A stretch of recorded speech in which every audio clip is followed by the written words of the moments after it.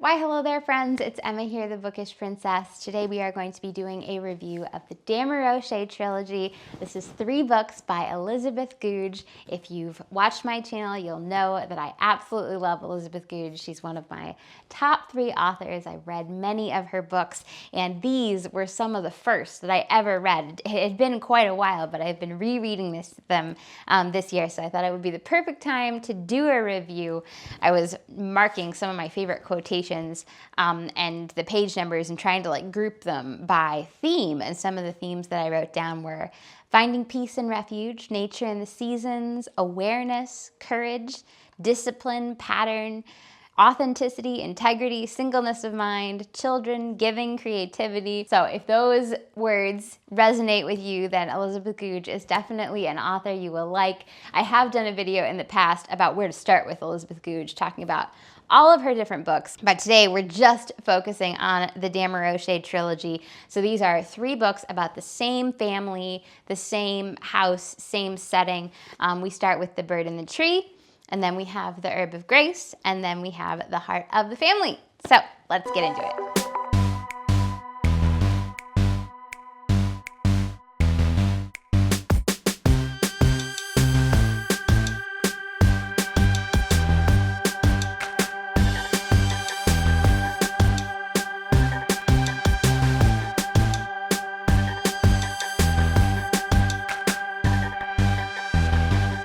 As I was getting ready to make this video, I was just picking up this book again, The World of Elizabeth Goudge by Sylvia Gower.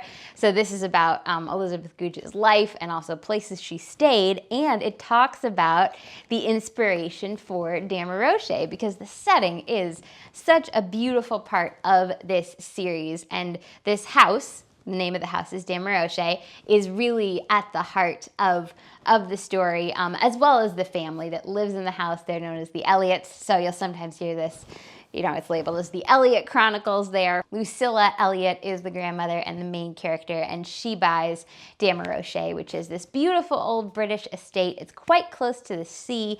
I believe it's in Hampshire. That's where the inspiration of it is. Key Haven, it was the name.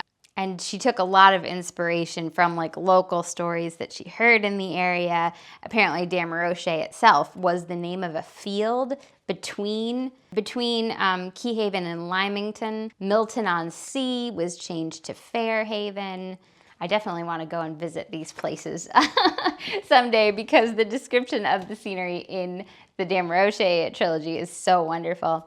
The house that this is sort of based on was actually a hotel, although it had been a woman's home, and then when her husband died, she opened it up as a hotel, and Elizabeth Goudge apparently went to stay there after she had been ill and just found it to be a real refuge. And Dameroshay as a refuge is such a beautiful theme of the books, just the house and the gardens and the surroundings and the situation with the sea close by. So there are 2 villages, Little Village and Big Village, and Dameroshay is closer to Little Village, which is right on the coast, and it's described a couple times as kind of like a crustacean. It's hunkered down and ready for big storms that might come, whereas Big Village is further in and it's a little bit more bucolic. Here's a really neat description of the fields around Dameroshay. The local farmers are creating a furrow and planting the seeds. Back and forth they would go, turning at each furrow's end with a jingling of harness and a wheeling and rustling of the white wings of the gulls who followed after. But they never stopped until dinner time, and they never permitted any unusual act to mar the perfect order of events. Their work was as unbroken a thing as the rainbow, and that in those March days so often curved over the field in benediction. And it was the same with Jack Hobson, who sowed the seed on fine mornings when the sky was wide and pale after shed rain. He too went faithfully back and forth, his arm moving ceaselessly in that constant divine gesture of generosity, the seed sweeping fanwise from his hand to glint like gold in the sunlight before it fell. It was impossible to imagine that such men as these should break the rhythm of their work by such a disorderly act as throwing seed in the marsh. It was impossible to think it of them. Their work was part of the swing of the season, and it diverted not a hair's breadth from its appointed course. So that refers to the fact that there is wheat growing basically in the sea, in the marshes, and one of their questions early on in The Bird in the Tree is, how did it get there? Maybe some farmer who was sowing the seed just tossed some out into the marshes instead of on the field. But I just love that image of like the relationship of the farmer to the season, a pattern, which that's definitely a theme in The Bird and the Tree, order and pattern, and faithfulness too is a big theme in The Bird and the Tree. One of the first descriptions of the house and setting when we first are introduced to it in the first book, we enter through the wood, and there's this beautiful wild wood outside Dameroshay with these old trees, and I read a long quotation from it in my last reading blog. But it was just so beautiful the way she described the trees, kind of the spirit of the trees, and the way they would sort of murmur in the spring or like sing in the summer, and then in the winter when the leaves are bare, it's like arms raised up in supplication. There's this sense that like the trees kind of protect the house of Dameroshay and protect the family. The descriptions of nature, I think, are a real strength of the books, and the descriptions of the houses and the places. Dameroshay is one of the houses. The Herb of Grace is another, which might be my favorite. Although it's hard to say, Dameroshay is kind of where it all starts. So Lucilla Elliot, the grandmother, purchased the house with the intention of making it a refuge for her family. Here's Lucilla talking about her children and grandchildren. She could not fully share their thoughts or their outlook, their torments or their battles, which were of their generation and not of hers. She could only love them and tend them and make for them a refuge to which they could fly when those same thoughts and struggles had wearied them beyond endurance. For that, she thought, was the mission of a grandmother. It was for that purpose that 20 years ago she had bought Dameroshay. She belonged to the past, and she had bought for her setting an old house in a strip of country rich in history.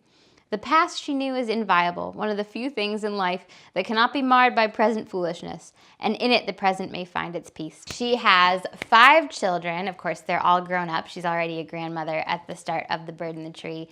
Hilary is her oldest son. He is the vicar at Big Village, so he lives quite close by. He was injured in the First World War and has a lot of spiritual strength. Her daughter Margaret is a country woman. She's at her best out in the garden.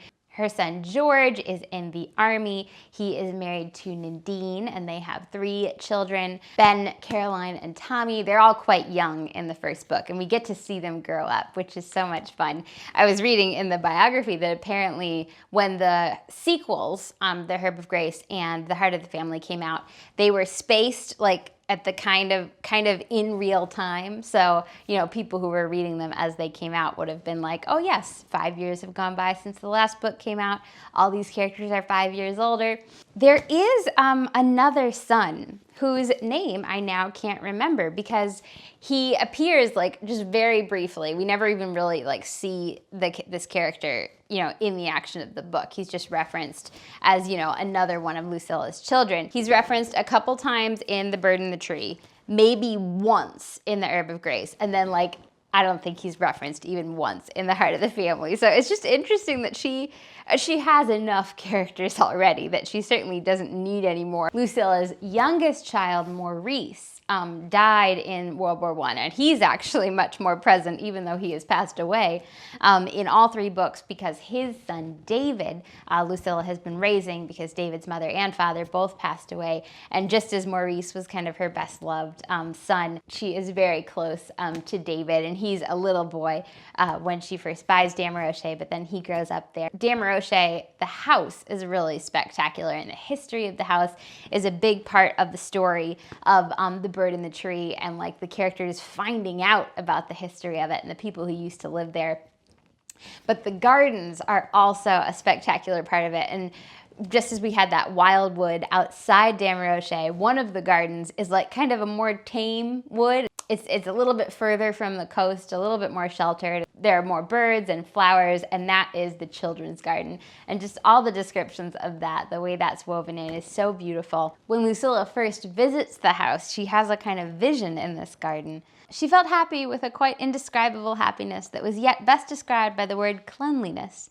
In body, mind, and spirit, she felt clean, with her thoughts unmuddied and her body a perfect instrument of the spirit within her that she could feel was as a polished mirror to reflect and transmit the light about her. She knew why she was here and why she had been born into that life that she had left, and why those whom she loved had been born into it, had suffered in it, and had left it. To reflect and transmit this light from the mirror of a pain-cleansed spirit.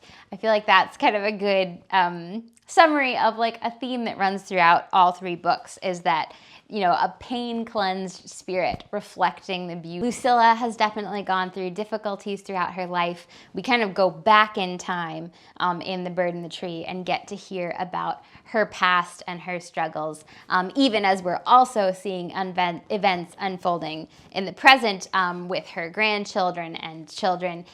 That garden that we were just talking about, the title of the book, The Bird and the Tree, refers to kind of the heart of that garden. And also, there are two quotations at the beginning of the book that are just so beautiful. One is a poem called The Bird, and the other is a poem called The Tree. I'll just read quickly The Tree, which is by Carl Wilson Baker. My life is a tree, yoke fellow of the earth, pledged by roots too deep for remembrance, to stand hard against the storm, to fill my place. But high in the branches of my green tree there's a wild bird singing. Wind-free are the wings of my bird, she hath built no mortal nest. I think Elizabeth Goudge does such a beautiful job of just weaving themes and images like trees and birds into just every part of the narrative, every part of the story. And the way she weaves in quotations, like, I mean, those two are just at the front before the story starts. But we really hear about the books that the characters read and like the poetry that they read and know and that comes to their mind. It's really an integral part of all the books. This is a quotation from Humbert Wolff's Uncelestial City, which actually, I think that book is in all three. It's one of David's favorite books, and I feel like I definitely need to go read it now. I shall wake presently, he thought at daylight. It is the season of larks. They will be flinging the bright seed of song in the furrows of grey light, till the east is gold with the smooth sheaves of singing. That kind of ties into that quotation we read earlier, where the farmer was flinging the seed. And that is just so typical. I feel like Elizabeth Goudge plants a seed, and then like a couple paragraphs or a couple chapters later, she'll like pick up the same theme, pick up the same thread. It's like a kind of continuation of thought. And sometimes it's even different characters. Like one of them will start a thought and the other of them will finish it, and they won't even have had a conversation about this. It's just being in the same place or experiencing the same things kind of gives them these perspectives. One criticism of Elizabeth Goudge, which this really bugs my mom, and I can definitely see why. There are some characters who are sort of more at the center of the story, like Lucilla and David, but we do switch perspectives very frequently. We really go into the mindset, go kind of see through the eyes of each of the individual characters. And in some ways that is really special and really powerful, because I feel like Elizabeth Goudge does a great job of empathizing with all these different personality types, all these different people with different outlooks and like different philosophies and different worries and fears and ways of looking at the world. But when she's, you know, looking through that character's eyes and describing the events through their perspective, you really are in sympathy with them. However, if you like a more central focus where, you know, you're seeing the action through one person's set of eyes, then this will probably throw you off a bit. And when like there's a certain character that you really like, it's always hard when they're part of the story ends, because you might not see them again for like 50 pages or 100 pages, because there are a lot of different characters. Some of them are more likable, some of them are less likable, but even through their sins and failings, Elizabeth Goudge kind of shows that spark of divinity, of goodness at the heart of them. David, Lucilla's grandson, is one of the main characters, and he is a very famous and successful actor. The first book, The Bird and the Tree, takes place before World War II, but The Herb of Grace takes place right after World War II, as does the Heart of the Family. David ends up becoming a pilot in the Air Force during World War II, dealing with the pain and the suffering and the death that he's just had to witness, and in some cases cause, is a big theme. This is actually written before he goes off to war, but you can see even before he goes off to war, David has these kind of mental struggles. It was so difficult to concentrate upon creative work, so difficult to carry on one's particular battle for truth and beauty. when all the time those great forces of man's hate and greed were lying like a dark sea on the horizon, ready to sweep over the world, as in great storms the sea submerged the marshes, and carry away all individual creations of joy and loveliness, as though they had never been. There was only one way to go on without weakening, and that was to hold on to the conviction that what has been, and in some mysterious way is immortal, to believe that every work of art has its spiritual as well as its physical life and is indestructible by material fate. I think woven into this book is the idea of creativity as discipline, and sort of creating pattern. This is just a description of the way one of the characters is sitting, with a look of discipline and of pattern. They were the same thing, of course, just an orderly arrangement of the things that make up life, an arrangement that delivered one from the bewilderment of confusion so that the spirit could go free. We see this idea in Lucilla a lot as well, that like discipline and commitment to, a certain course of action to your family can lead to freedom. It's how you get through pain in a way. Pain is a thing that we must face and come to terms with if life is to be lived with dignity and not merely muddled through like an evil dream. With all these characters, we see these moments of awareness where maybe they were muddling through, but now they're seeing the truth, or the truth is kind of trying to insert itself in. Here's another line. There had already begun in him a mental conflict of which he was not fully aware. And of all things in this life, an unrecognized conflict is most wearing to nerves and body. So that seeking after truth and seeking to live by it is at the heart of the book. And it's just so inspiring to follow all of these different characters trying to live it out in their own lives. The descriptions of nature, I've mentioned how beautiful the descriptions of nature and the seasons are, and I feel like even that ties into this idea of discipline and pattern, because of course there is a real discipline and pattern to the seasons. And I think Elizabeth Goudge in her story is showing that in the same way in every human life, there's going to be winters of pain, there's going to be storms, but then there's also going to be a rebirth and a renewal. Here's Hilary, the priest, describing this idea. A wise countryman, not gifted with great and compelling gifts, should pass steadily and quietly on his way, not questioning too much or expecting too much, unhurried as the seasons that regulate his life, disciplined by their rhythm, facing ever outwards to the wide horizons that are his special treasure. In the first book, The Bird and the Tree, we see really the commitment to that discipline, kind of the decision of the pattern to make of your life. And then The Herb of Grace, I think, is more developing on that theme, but like talking about the bitterness that there can be and the need to sort of recommit yourself. The theme of rebirth is a big one in this one. One of the quotations that the characters bring up is from Browning, because thou hast the power and ownest the grace to look through and behind the mask of me, against which years have beat thus blanchingly with their reins, and behold my soul's true face, the dim and weary witness of life's race. Because thou hast the faith and love to see, through that same soul's distracting lethargy, the patient angel waiting for a place in the new heavens. So I guess at this point I'll give the official spoiler warning, because it's difficult to talk about the Herb of Grace without like kind of giving away what happens. In the first book, one of the big conflicts is David, the grandson, has fallen in love with Nadine. So Nadine is technically his aunt. George is his uncle. George is married to Nadine. Their personalities clash and they have decided to separate. George is still in India because he's in the army, and Nadine is in London, and she meets David and they fall in love, and they decide that as soon as the divorce goes through, they're going to get married. But Lucilla is, of course, absolutely appalled, because Lucilla, it turns out, went through a very similar situation herself. She was not happy in her marriage. Her husband was a very good man, but just emotionally she wasn't attached to him, and then she did meet a man who emotionally she fell in love with, and she was going to run away with him, but then she decided not to for the sake of her family. And she tries to represent that to David and Nadine, to be faithful for Nadine to her original marriage promises, to be faithful to her children. And it continues in The Herb of Grace, because Nadine and David, even though they've gone their separate ways, obviously they still see each other because they're family. The kind of the hustle and bustle of the war kind of was a distraction in some ways, but now the war is over, and like these old feelings kind of still linger, and they're realizing that they really need to commit to the decision they already made, for Nadine to really wholeheartedly put herself to her family. The Herb of Grace is a new house that we meet in the second book. It is an old pilgrim inn.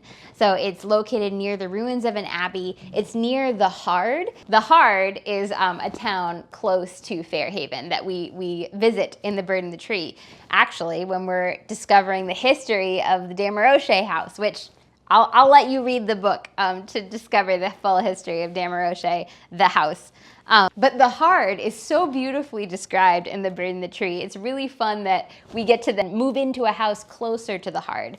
So the Hard is like right along the river, and the Herb of Grace is also right along the river. It has another beautiful wood, beautiful forest called Nightwood, where everyone has a really special place. The Herb of Grace, this old house, was once a pilgrim's inn, and it is really infused with the personality of the monk, mine host, who used to run it. So we kind of get senses of his personality and the mark he's left on the house. We already did a spoiler warning, so if you want to be able to discover these things for yourself, hopefully you've already stopped watching.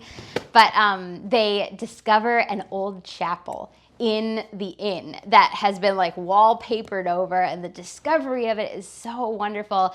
And the way they restore it, Ben is one of the characters, is like just discovering his love of painting. It's got this incredibly beautiful painting of Saint Eustace. We also meet Sally. So Sally ends up marrying David.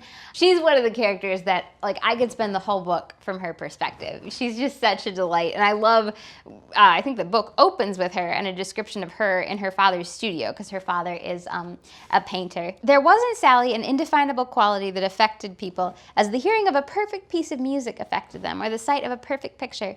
It was not a quality that could be analyzed, but her father came closest to it when he said that in Sally there was no distortion.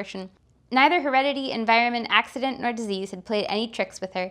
She came nearer to being what she had been meant to be than anyone he had known. She liked everyone she met, and she enjoyed everything she did so intensely that her relationships and her activities were touched with that spark of light that men call genius. She was not an artist in the accepted sense of the word, but when she cooked a meal or tidied a room, she was yet unmistakably her father's daughter, because her father is the famous painter. Imaginative deft touches here and there were like the glimmer of light on water that without it would have been opaque and dull. And sorry, this is always what happens when I start reading an Elizabeth Goudge quotation. I like look at the next paragraph and I'm like, oh, but that's beautiful too. Sally was a curiously individual person, neither of her father's generation nor her own, and so in some ways a little lonely. I've been rambling on all this time, and we haven't even really talked about the Heart of the Family. When I mentioned I was rereading this, someone asked if I liked the Heart of the Family as much as the others, because they'd heard that other people didn't. And it is a little bit different in flavor. Like, it is a little bit denser. Some of Elizabeth Goudge's writings, I think she has more plot, more action, more like mystery and romance that are a good contrast to the more sort of spiritual reflections and the more sort of inner struggles and inner dialogues of the characters. Whereas The Heart of the Family has less of that. I almost feel like we needed another house. You know, the Bird and the Tree and the Herb of Grace both have these amazing houses, and The Heart of the Family, we're still at Dameroshay and the Herb of Grace. It's like the other two books, I think, did a better job of kind of expanding the scope of the story, whereas the Heart of the Family sort of circles back in on what we've already established and like dives into that a little deeper. The main new character we meet is Sebastian, who is a Jew who has really suffered in the war and was in a concentration camp, who has a really great spiritual strength that I think all of the Dameroshay characters sense in him and respect in him. But going inside his mind, he is very weary, and hatred has been the thing that has kind of sustained him through all these difficulties, and really the peace and refuge that Dameroshay is helps him to slowly let go of that hatred and find the freshness at the heart of all things. So yeah, there is a nice kind of arc to all three. The Bird and the Tree is kind of that discipline of making the decision. The Herb of Grace is that bitterness that sometimes comes with the just continual work, but, you know, waiting for that patient angel. And then The Heart of the Family is after all of that hard work, finding freshness once again. Lucilla is quite old. I think she's 91. So there is a lot of reflection on the nearness of death. But conversely, there's a lot of told from the perspective of a child and like sort of the similarities between the end of your life and the beginning of your life. We meet David and Sally's little children, Meg, who is absolutely delightful. I loved at the beginning the description of Meg and also Meg's dog, Mouse, and her younger brother, Robin, and how, you know, they've only been in this world 24 months and, you know, they're just getting used to things. So we had our literary quotations from the other two. In this one, Gerard Manley Hopkins is a poet who comes to the fore. There lives the dearest freshness deep down things, and though the last lights off the black west went, O morning, at the brown brink eastward springs, because the Holy Ghost over the bent world broods with warm breast and with bright wings. My camera battery is about to go, so I feel like this is a sign I need to wrap things up. But here's one quotation from The Heart of the Family. This is actually from Josie, one of the twins. We first meet them in The Herb of Grace, and they're like, I think 11 years old, and they actually originally discovered the chapel when they were little in the house. And here they're showing the chapel to Sebastian. When they had first come to live at the Herb of Grace, and the chapel had been only the storeroom, they had known it was the most important part of the house. It was right deep in, just as the buck pen in Nightwood was right deep in.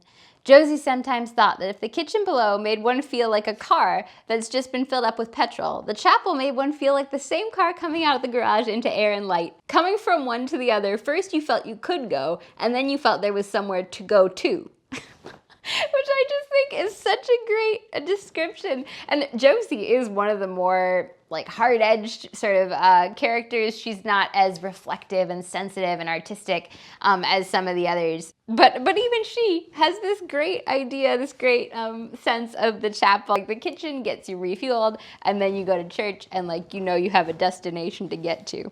Well, I think I will read you guys some more quotations from The Heart of the Family in my May reading vlog, but I guess we'll just wrap things up there. Yeah, there's not as much to spoil in The Heart of the Family because there's just not as much development, but you do get the same wonderful settings, wonderful character descriptions, and just wonderful kind of spiritual reflections. So I'm gonna see if I can do my outro real fast before the camera dies. Thank you guys so much for watching. If you want to hear me talk about Elizabeth Goudge some more, I'll make sure I link that Where to Start with Elizabeth Goudge video, and definitely make sure you're subscribed and check in on my monthly reading vlogs because I'm often reading Elizabeth Goudge and always reading her quotations because they're so beautiful. I'd love to hear what you think of the Dameroshay Trilogy. If you read it, if you're planning to read it, down in the comments below. I hope you guys have a wonderful day. Thank you so much for watching, and I'll talk to you again soon. Bye, guys.